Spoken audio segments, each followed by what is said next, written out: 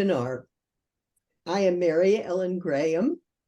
I'm a member of the Philadelphia, Pennsylvania 8 chapter and also serve on the Grant Process Review Committee. And I will be the moderator for tonight's event. Before we get started, just a couple of Zoom reminders that we all probably are familiar with. Please keep yourself on mute while our speakers are presenting, and there will be a Q&A after each speaker. Please enter your questions in the chat function. We will do our best to get to as many questions as we can. This is a special milestone year for Together Women Rise. 2023 is our 20th anniversary. We began in Greenville, South Carolina, thanks to the amazing collaboration of our co-founders, Marsha Wallace and Barb Collins. Today, we are a powerful community of women and allies dedicated to achieving global gender equality. We have hundreds of local chapters across the U.S. where members learn about gender equality issues, give grants to organizations that support women and girls in low-income countries in the global South, and build community and connections with women around the world. I encourage you to visit our website at togetherwomenrise.org for more information on ways to get involved. I'd also like to note that our 2023 annual appeal is underway. We raise about 1/3 of our funds from our year-end annual appeal. Please help us to reach our goal of raising $470,000 by December 31st. You can donate to the annual appeal by using the link we will put in the chat or by visiting our website at togetherwomenrise.org. Please be on the lookout for upcoming emails about our annual appeal, as well as our appeal letter, which will arrive in your mailboxes soon. And thank you for your support. It's time now to turn to our program for tonight. Each month, Together Women Rise features a project that addresses one of the many challenges faced by women and girls in low-income countries in the global South. We award these projects a featured grant of between $35,000 to $50,000, and together, at this monthly webinar and at chapters all across the U.S., we learn about the country, the challenges faced there by women and girls, and how the project will help women and girls and global gender equality. This month is a little different. We are supporting 2 legacy featured grants in honor of our 20th anniversary and co-founder Barb Collins. Growth Through Learning and Children of Vietnam. We will also learn more about Equality Now, one of our transformation partners, later in the program. Children of Vietnam changes the lives of impoverished, homeless, and handicapped children in Vietnam by addressing the root causes of poverty for vulnerable populations, including impoverished single mothers with dependent children. Growth Through Learning provides and enhances educational opportunities by offering scholarships aid to East African girls and young women. They also encourage a cross-cultural exchange of information and ideas between countries. First, we're going to play a short video about growth through learning, and then I will introduce our guest speakers.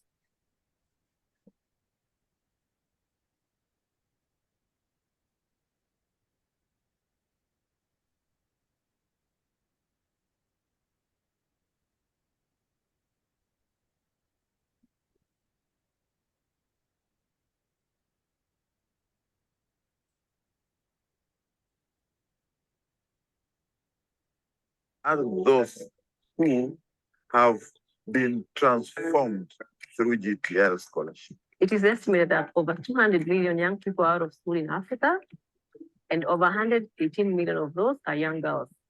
For the last 25 years, GTL has educated over 2,000 young girls go through high school in East Africa, specifically Kenya, Uganda, and Tanzania. Currently have 14 partner schools with growth through learning in Kenya, Uganda, and Tanzania.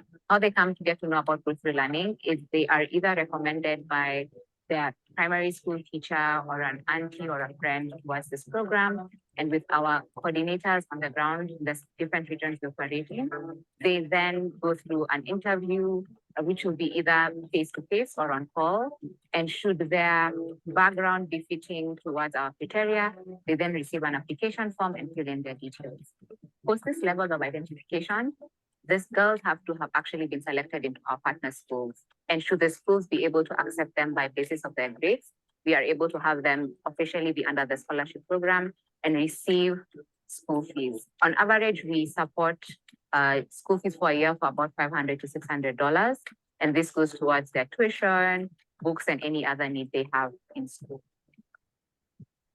About 3/4 of our learners are struggling in terms of financial support. And that is based on the fact that some of them come from single families. Some of them have been orphaned. A few others, they just have financial challenges in terms of they may not be able to adequately support their learners.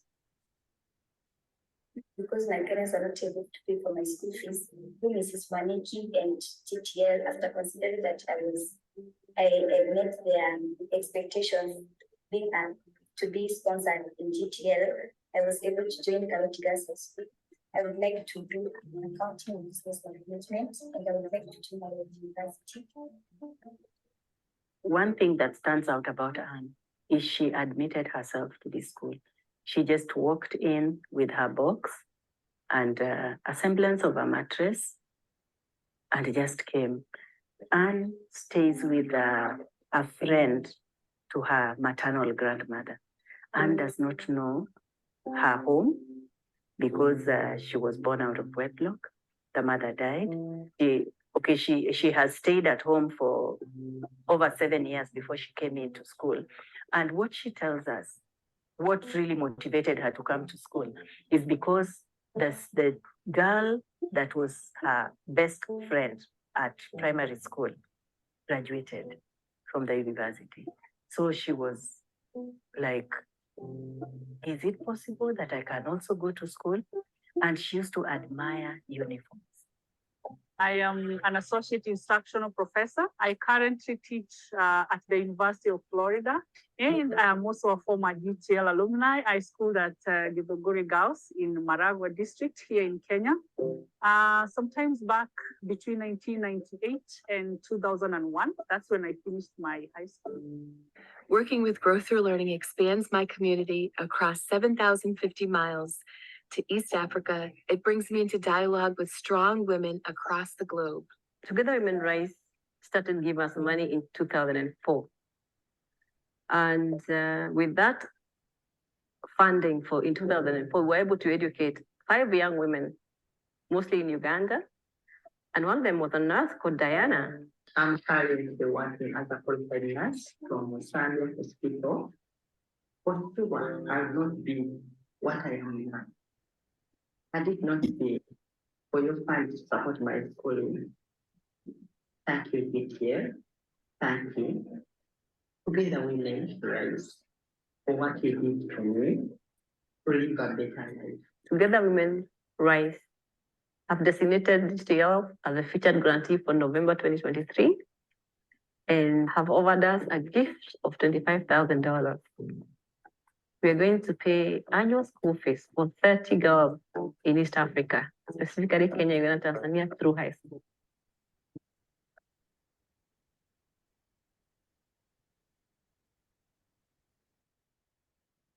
Tonight, we are pleased to have with us Wajiku Muagi, Executive Director of Growth Through Learning.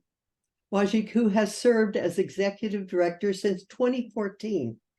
She provides leadership in directing strategic growth.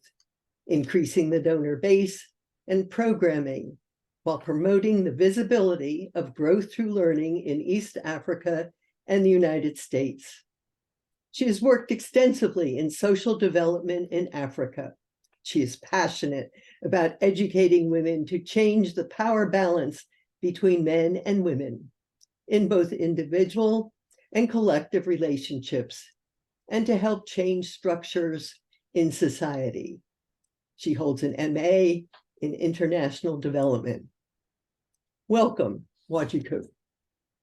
Thank you. Can you hear me? Yes, You can, eh? yes. Oh, so thank you very much. And I'm very happy to be here this evening. And I would like to start by thanking Together Women Rise for the support that you've given GTL over the years. Since 2004 to 2008, we received $26,000. And with that money, we educated actually 46 young women in East Africa who are teachers now, who are nurses, who are small business owners, accountants, and they're doing great things for themselves, their families, and their community. We continue to educate as many, many girls as we can. And we turned 25 years ourselves last October in 2022.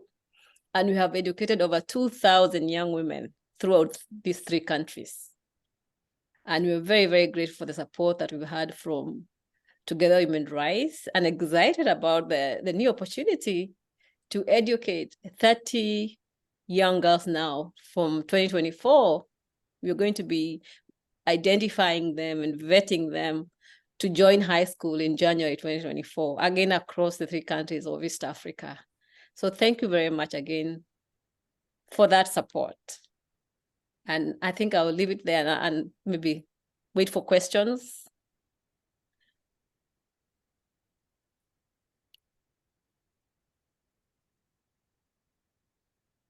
If you have any questions, you can pop them in the chat.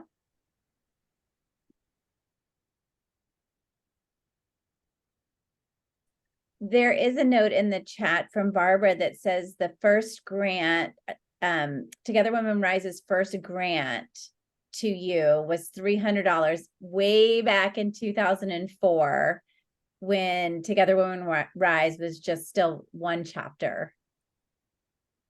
Yes, I've read about that because I wasn't here then, but I went through the archives and I was seeing some of the history between Together Women Rise and GTL many, many years ago. Yeah, that's true. We do have a question. How are the participants selected? So we have a criteria. We're looking for girls who are brilliant. They've done very well academically through a primary school, but they cannot pay because public school is not free in East Africa. So we have coordinators who live in the communities where we operate. They identify the girls. So usually there are girls who are doing very well in the primary school, and the community knows, and the coordinators know that these girls cannot afford to go to high school.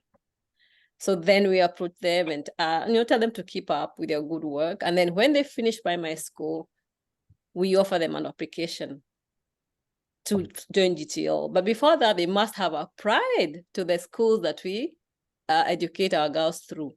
So once they are admitted for their high school, then we give them a scholarship. But they have to have done very well academically. There's a national examination that has to be taken by every child who finishes school in primary school before they go into high school. And they have to have done very, very well to qualify for a scholarship. So that's how we identify them. How long does the support last? Does it go through college, graduate school, high school? No, it's actually just high school. So we operate in 3 countries. Kenya, you go through 4 years of high school. So once we get you into our program after primary school, we support you through 4 years.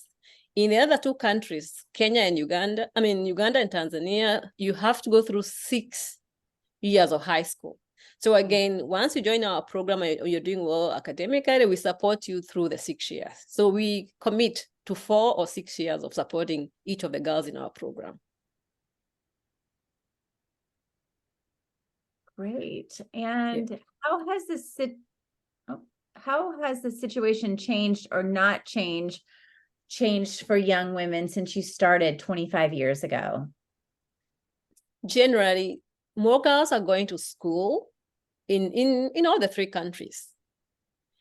But the challenges remain that most girls today in East Africa still are the ones who remain at home and the boys go to school. Most are at risk of either early marriages or early pregnancies. So those things remain. And I think it's gonna take a long time to get to a point where every child in East Africa can go to school. So as much as they're going to school, yes, it's better over 20 years, but it's still very much a lot of challenges getting girls to school and keeping them in school throughout 12, 15 years of schooling. One more question.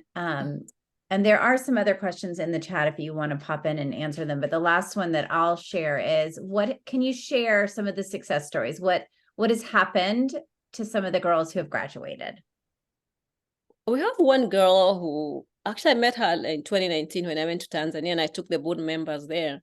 She comes from a community called the Maasai. The Maasai are in East Africa and they are pastoralists, so they don't, they're starting to settle down now, but they usually take their cattle from one place to the other, and the kids do not go to school. But this girl wanted to go to school, and she talked to her father that she would like to go to school. But the father and the brother are saying, no, you cannot go to school. We are waiting for you to get to age 13 so we can marry you off, because you get cows from the groom side of the union if the girl gets married. But she was not willing not to go to school. So she continued talking to her father about going to school. And when she finished primary school, fortunately, GTL was in the village and they learned about this girl who was doing very well. So they supported her through high school. Then she got a scholarship and a loan from the government of Tanzania. She went through university. Then she came back home and became a teacher and started educating her siblings' children, her nieces, her nephews. Then she got married to somebody and she had a big wedding in the village. And traditionally, girls don't do weddings in that community. What happens when they're going to fetch water? They are grabbed by a man and then they say they are married off. So that's just all the tradition. So she tells us that she made sure that she got married during the day in a big wedding so that people can see that you can go to school, get a job, and get married publicly. So it's starting to change. So I think it's one of the very, very inspiring stories that I have come across over the last few years through GTL. Oh, that is lovely. Thanks for sharing. Mary Ellen, I'll hand it back to you. Well, thank you. And Together Women Rise is pleased to support the important work of growth through learning. Now let's play a short video about children of Vietnam, and then I will introduce their guest speakers.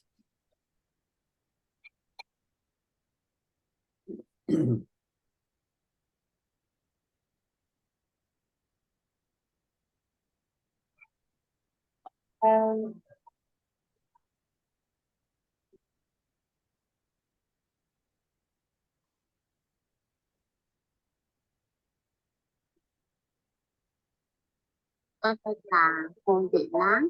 Trước đây sự nghiệp của tôi không được tốt do điều kiện kinh tế gia đình khó khăn, thu nhập rất là bất bình, không khả năng chăm lo cho con. Tôi tham gia chương trình hỗ trợ mẹ đơn thân của COV từ năm 2022.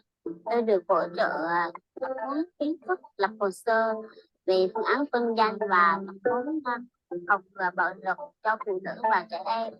Bên cạnh đó, tôi còn được hỗ trợ chi phí mua quần áo, chi phí mua dịch vụ học tập vào đợt học mới, và tôi còn được hỗ trợ vào vốn để mở quán tạp hóa nhỏ. Việc này rất thuận lợi cho tôi để tôi vừa làm việc học Tết và vừa bán hóa nhỏ. Đó cũng kiếm thêm học cho con và cuộc sống của hai mẹ con tôi. Chương trình được COV phát triển từ năm 2009 đến nay trên địa bàn thành phố Đà Nẵng và tỉnh Quảng Nam. Có 620 chị tham gia, đồng thời có 1.175 em học sinh có phụ nữ được hưởng lợi từ chương trình này. Con là một người, con là năm còn bánh nghe tin đồn có chăm sóc ổn không và gia đình chương trình đã hỗ trợ sinh kế cho con tôi là bằng học 6 lần có đầu năm học mới. Bên cạnh đó, con cảm ơn chương trình hỗ trợ cho mẹ con tôi một bộ quần áo.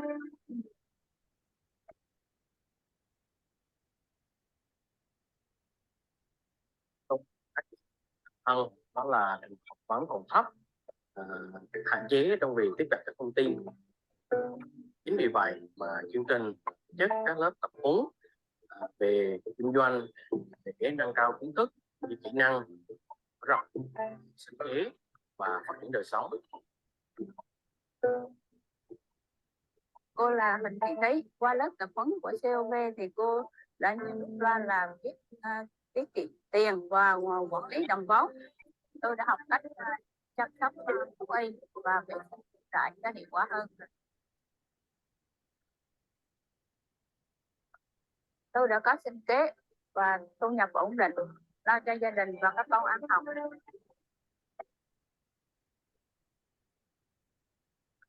Ông Quân, gia đình và chương trình sẽ tiếp tục mở rộng và hỗ trợ thêm 60 chị phụ nữ đơn thân nuôi con nhỏ còn đi học tại vùng Cẩm Lệ. Chương trình sẽ bắt đầu khảo sát vào tháng 12 của năm này và triển khai các đơn vị vào tháng 2 năm 2020. Dự án sẽ kéo dài 2 năm, đảm bảo thời gian các doanh nghiệp hậu sinh kế. Dự án cam kết sẽ tiếp tục đồng hành và hỗ trợ thêm nhiều mẹ đơn thân có hoàn cảnh khó khăn, đưa các con nhỏ vào đi học. Sữa đỏ Việt Nam hy vọng thông qua chương trình này, các chị được chia sẻ một phần gánh nặng gia đình, cải thiện sinh kế và nâng cao cuộc sống.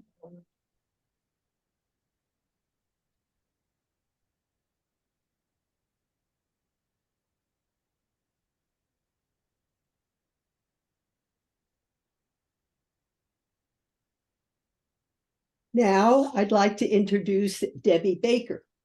Debbie is a Children of Vietnam board member and will be sharing more about their work. A graduate of Santa Clara University with a BS in psychology and an MA in education, Debbie is a retired elementary school educator and librarian. After retirement in 2000, she worked on program development for children and adults through the Ojai Valley Museum in Southern California. In 2008, she became involved with the Catholic Charities Refugee Resettlement Program in Santa Clara County in Northern California, working with immigrant children and their families as they adjusted to American lifestyle. She visited Children of Vietnam in 2014 and was so impressed with the organization and the work being done that she has stayed in contact ever since. In addition, she is a member of a Together Women Rise chapter and has volunteered with Mercy Beyond Borders in Haiti. Welcome, Debbie. Thank you. Hi. I've been involved with Children of Vietnam for almost 10 years. As it was said, I have served on the board for the last 5.5. And I also act as program committee chairperson for the last 3. It's my pleasure to speak with you this evening about our work with single mothers in Central Vietnam, and we thank you profusely for your generous support. Together Women Rise generously granted COV funds in 2009 and then again in 2012 and 13.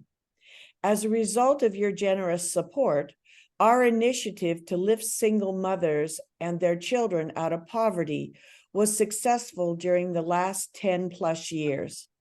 Unfortunately, COV experienced, as everyone else in the world, COVID-19, which severely disrupted the enterprises owned and managed by our single mothers, as well as eliminated their income and savings. But in the last year, their recovery has been slow but sure. Our mothers, using proven methods to learn about starting small businesses, developing a business plan, managing their money and inventory, devising a marketing strategy, and infusing capital into their businesses, have lifted them out of poverty. In addition to attending training sessions and receiving microloans, of which 30% are repayable after 1 year, the children of these hardworking women receive school scholarships to successfully obtain the education they need to be successful in future high-value jobs. The scholarship funds pay for uniforms, books, and fees, and Children of Vietnam provides the children desks, chairs, and lamps for studying at home. Our mothers are enrolled in a 2-year program called Empowering Foundations for Women and Their Children, and are eligible through the referrals of the local women's union, who identify single mothers who can't support themselves and their children, especially after the loss of a spouse. We eliminate barriers for their success by providing them health checks and medical treatments, repairing deferred maintenance on their homes, like leaky roofs, building clean water and sanitation facilities, and purchasing transportation in the form of motorcycles or scooters when necessary, all for free. The women attend additional workshops which cover topics of concern, such as those that address sexual harassment and assault at home and in the workplace, self-esteem and confidence building, networking and fostering friendship groups, and ways to access social services. We engage them in social activities, which include outings and meals where they can enjoy themselves and get to know each other. The bonds of friendship and the reprieve for even a little while from everyday work routines help to raise their spirits, give them confidence in themselves, and embolden them to think big for their future and for the future of their children. These hardworking mothers have small shops in their homes or on their property, which are probably owned by a male relative, that sell groceries, sundries, and produce. Mothers have home care, home childcare, tailoring, home beauty, and nail salons, as well as husbandry operations for chickens, pigs, and cows. Our mothers achieve success, and we measure our program's impact on them by determining their increased buying power to improve living conditions for themselves and their children. As you saw from our video, and we'll see next in our PowerPoint presentation, the mothers experience joy and proud feelings in working so hard, reaping the benefits, and becoming successful and respected members of their communities. We honor them and congratulate them. We also thank you, members of Together Women Rise, for your generous financial support and in joining with Children of Vietnam to celebrate our single mothers' successes. And now, Suzanne, we can show the PowerPoint.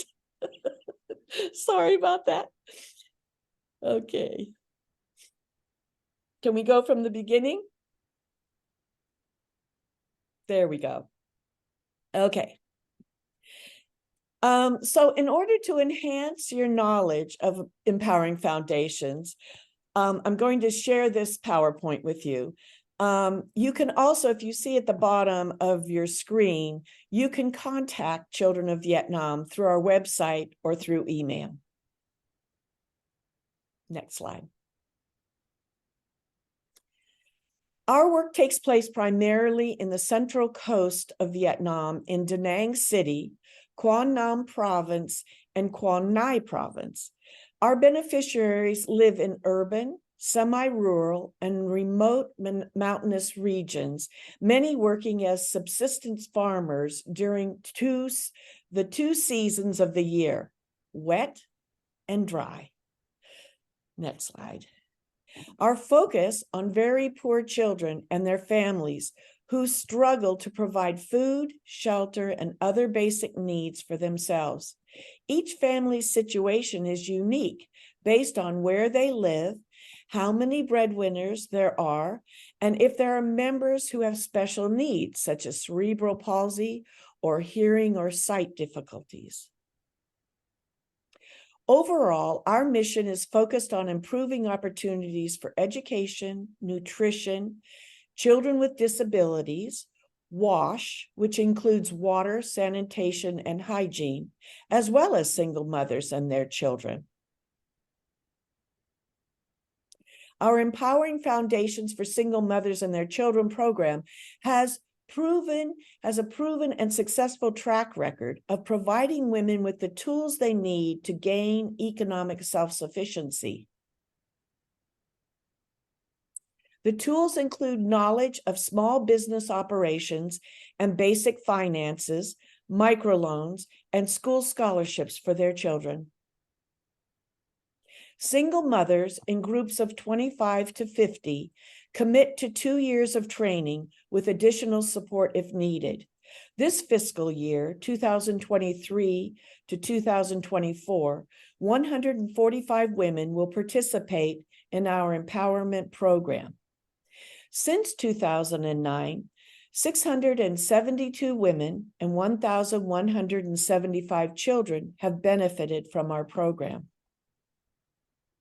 Together Women Rise's grant of $50,000 will be used to support 60 of the 145 women participating in the next cohort of beneficiaries.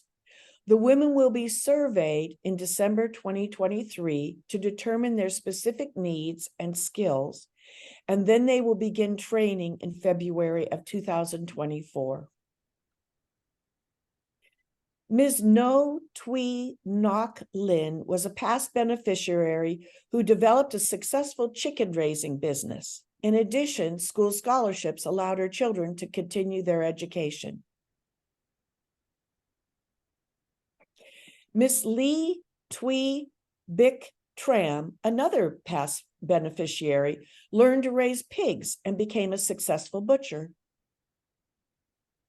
Ms. Nguyen Tui Chow, with her training and microloan, was able to purchase water heaters and hairdressing tools to run her beauty salon in her home. And finally, Miss Lee Tui Diem Mai received a motorbike along with training to efficiently get to work and to take her children to school. In conclusion, Children of Vietnam has received top ratings from GuideStar, Charity Navigator, and great nonprofits. We thank you, Together Women Rise, for your generous support of our single mothers and their children who achieve economic self-sufficiency and so much more.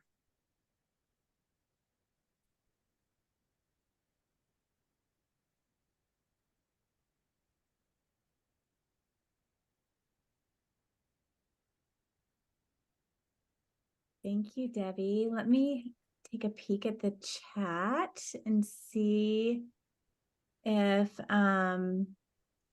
so Barbara is saying that the Together Women Rise's first grant to Children of Vietnam was for almost $27,000 in 2009.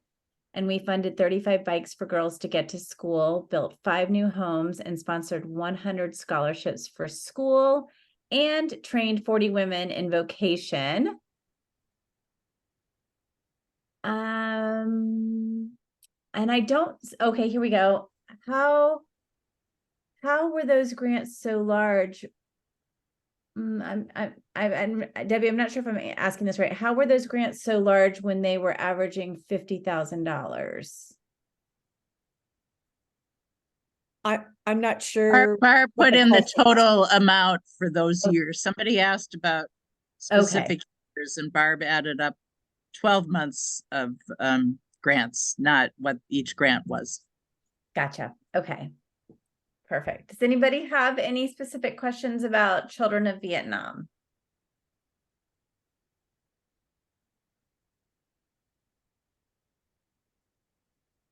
Well, I don't see any, but if you have some, if you think of some, you know, throughout the presentation, the rest of our time together, pop them into the chat and we'll try to get back to them. Okay.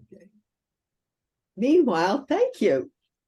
Together Women Rise is pleased to support the important work of Children of Vietnam. Next, we're thrilled to introduce you to one of our transformation partners. And transformation partnerships are designed to address the root causes of gender equality.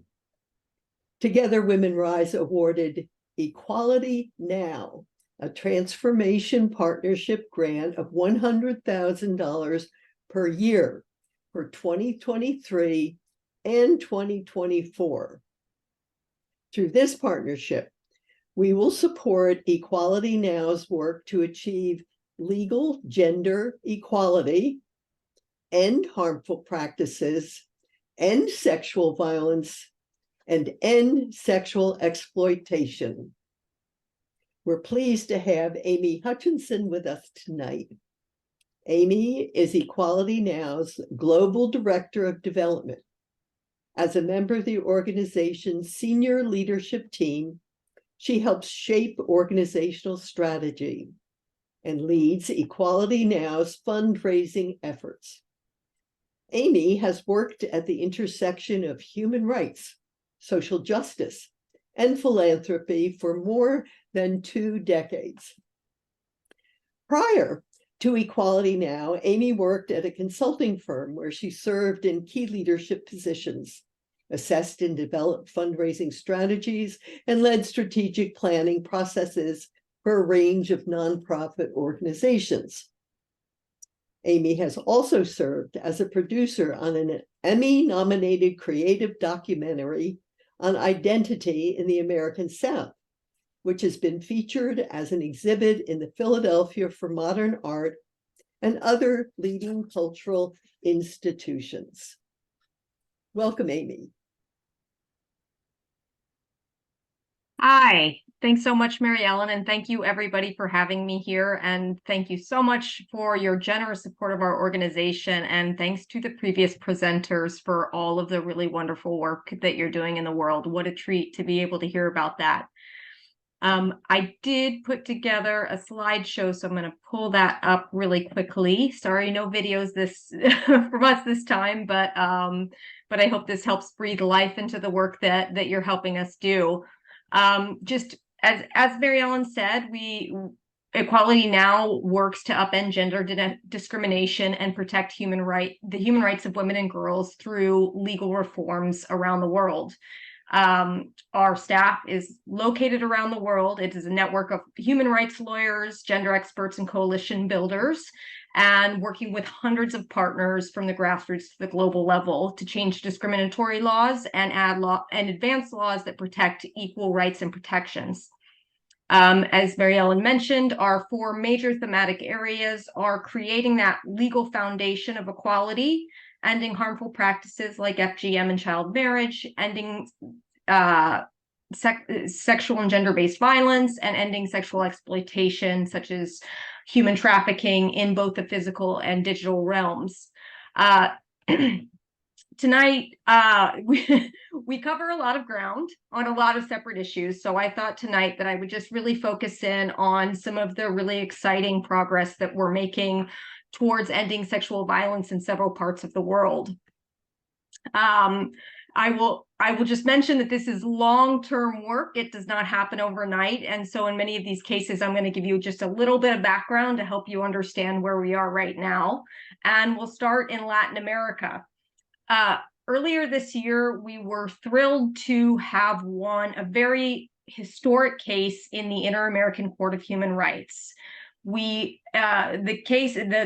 court decided in our favor, which was basically that the government of Bolivia failed to uphold a woman named Brissa's human rights. Brissa was the victim of incestual sexual violence at the age of 15. The Bolivian government failed to deliver justice, and that's when we stepped in and worked to bring this case to a regional court in order to deliver justice. It took 10 years of evidence gathering, of serving on her legal team, of making sure the case was heard. But when the verdict came down earlier this year, it was very historic.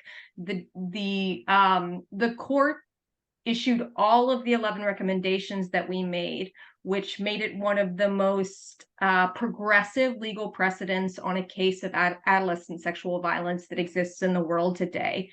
In Bolivia, it's making them change their laws. It's making them retrain everybody in the justice system, from investigators to prosecutors and judges, and it's forcing a public apology to Brissa. But it doesn't just stop there. We're thrilled Brissa got justice and that this is going to happen in Bolivia. But since the court is a regional court, it can technically be precedent applied to basically every country in Latin America. And the reason this is so exceptional is really because now we can force other nations to follow these very, very progressive standards to ensure that survivors get justice.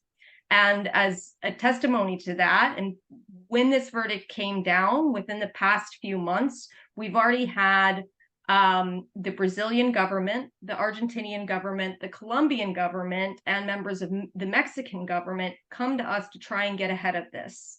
They are currently working with us to review their laws and review the way they implement those laws to make sure they are actually working to provide justice and ensure that perpetrators are not allowed to continue, are brought to justice. Let's put it that way. At the same time, we're bringing together judges, prosecutors, civil society members from 8 different countries to also talk about the roadblocks that are happening specifically for marginalized communities, share best practices with one another, and then create out of that conversation a publication with recommendations for other Latin American nations and people working within the justice system. And then in countries that are not necessarily taking this judgment as incentive to proactively review their laws and improve the ways that they implement them, we are trying to push other measures. For example, right now we're bringing a case against the Guatemalan government who in support of a woman who was also sexually assaulted when she was quite young. She lives with a disability, and so the government not only forced her to carry the pregnancy to term, they then forcefully sterilized her. And this is a court that we're bringing to the UN right now. And if we're successful there, then this will create global recommendations for how to handle cases like this that extend well beyond Latin America. So that is some really exciting things that are happening right now in Latin America to move the needle on ending sexual violence. And we expect this work to continue actually and build for many, many years and probably decades.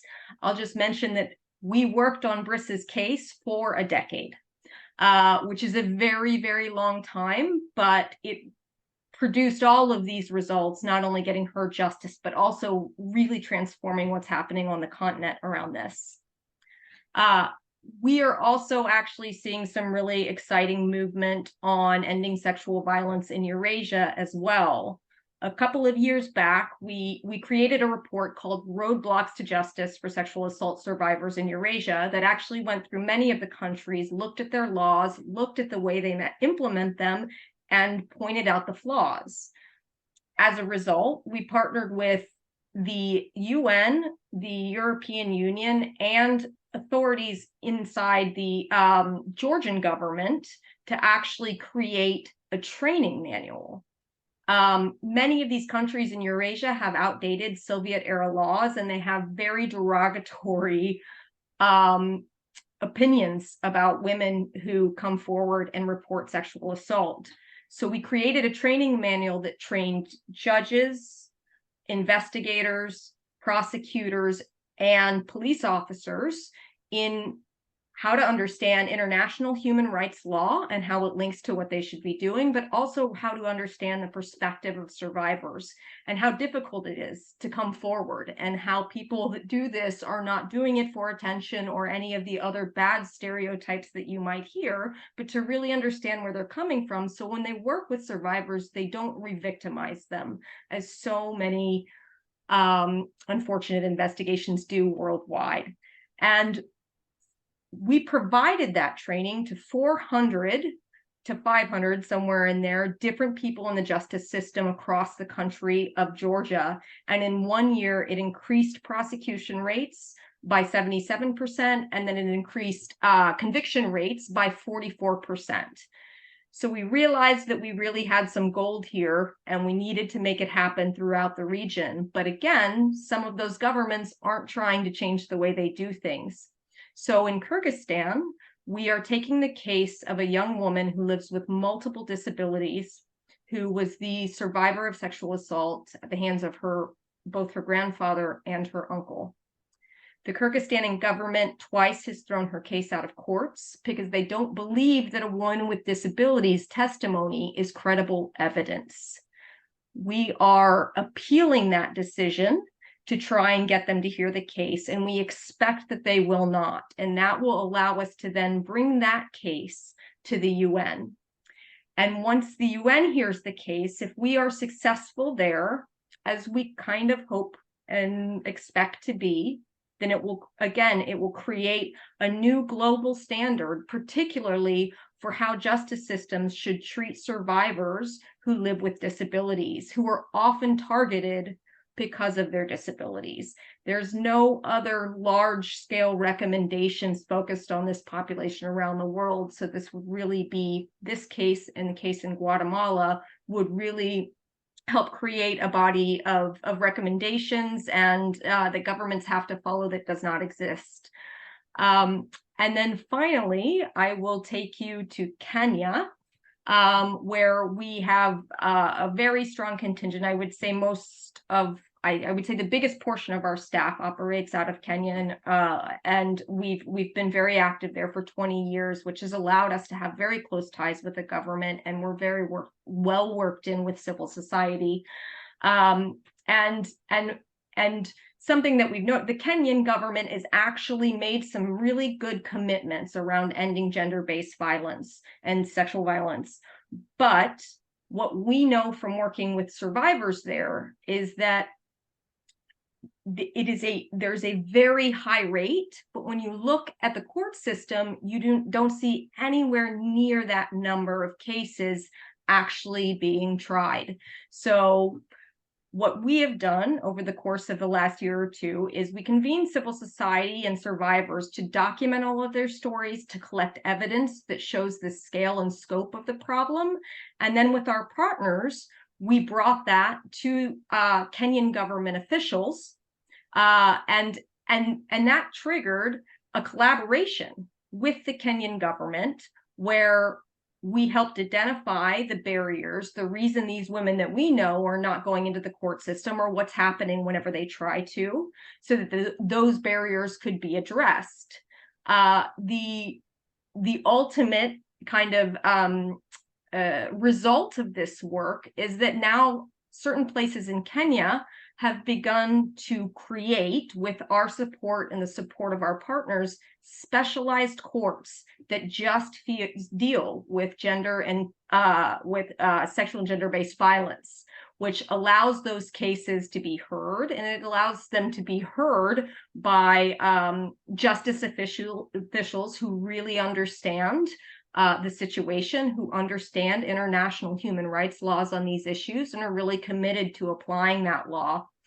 The first court opened last year in Mombasa, and based on that success and other advocacy that's been happening across the country, this year in June, 2 more counties are opening specialized gender-based violence courts, and we believe that there is a 4th one now coming. And we know, I'm sorry, I don't have the figures here because they are actually still being generated, but we know that has markedly increased the number of cases that are actually being tried on sexual and gender-based violence in Kenya.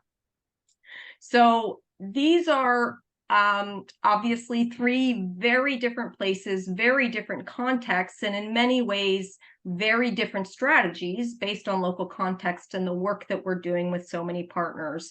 And it builds on decades of this work. And so I just want to highlight that this is not overnight success in any way, shape, or form, but the results are truly transformational. And that's why I'm so grateful to you all for understanding and appreciating the fact that you know, there's this long-term systems change work that also needs support, and we're just so thrilled to be have been selected as your transformational grant partner. And the one other thing that I want to say is, while Equality Now has been a leader in this field and working on all of this for 3 decades, none of it is done by just us.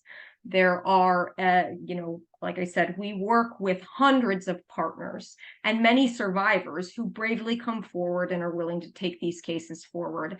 And so I just want to give much credit to the many people I was not able to name in in the course of 10 minutes that are also really important in helping to create this change. We provide the legal expertise and strategy, but it is really the voices of civil society and the voices of survivors that make this change possible.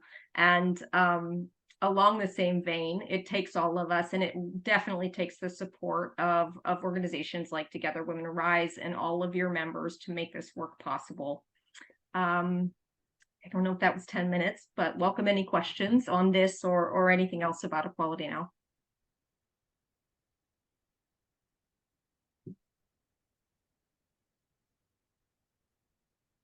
Amy, do you mind stop sharing your screen, please? I don't think I can't find the chat with it. Yes, no problem.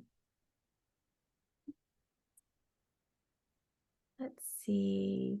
How many individual lawsuits is Equality Now working on at any one time on average?